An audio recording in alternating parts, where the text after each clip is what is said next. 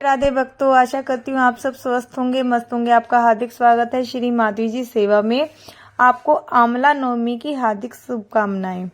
जो ये आंवला नवमी है, ये कार्तिक मास की नवमी में पड़ती है और इसकी कथा इस प्रकार है। एक आंवलिया राजा था जो रोजाना 1.25 मन सोने का आंवला दान करके जीमता था। एक दिन उसके बेटे बहू ने सोचा कि अगर इतना आंवला रोज दान करेंगे तो सारा धन खत्म हो जाएगा। बेटा बाप से कहने लगा कि ऐसे तो सारा धन लुटवा दोगे, अब आंवला दान नहीं करना। राजा रानी दुख के मारे उजाड़ खेत में जाकर बैठ गए। उन्हें वहां भूखे प्यासे बैठे हुए 7 दिन बीत गए।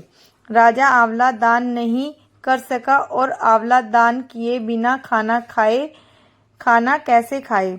तब भगवान ने सोचा कि अगर मैं उनका सत नहीं रखूंगा तो दुनिया में कोई मुझको नहीं मानेगा।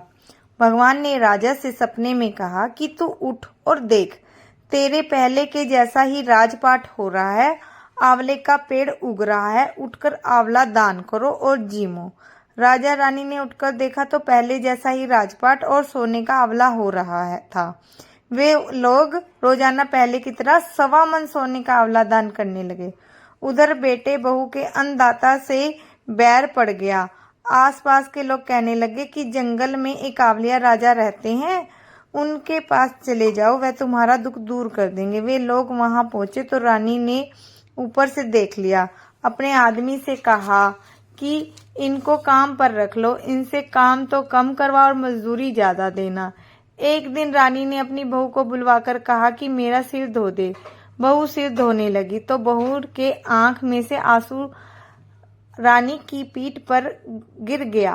रानी ने पूछा कि तू क्यों रोने लगी है? जैसी बात है बता। बहू बोली कि मेरी सास की पीठ पर भी ऐसा ही मसा था, वह भी 1.25 मन आंवला रोजाना दान करती थी। हमने उन्हें आंवला दान करने नहीं दिया और घर से निकाल दिया।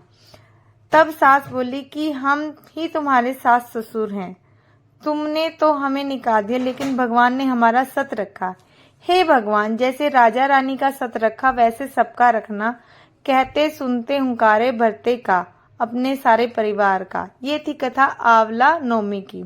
भक्तों, अगर आज की वीडियो पसंद आई हो तो प्लीज लाइक शेयर सब्सक्राइब करें और राधा रानी आप सब पर कृपा बनाए रखे। राधे राधे भक्तों।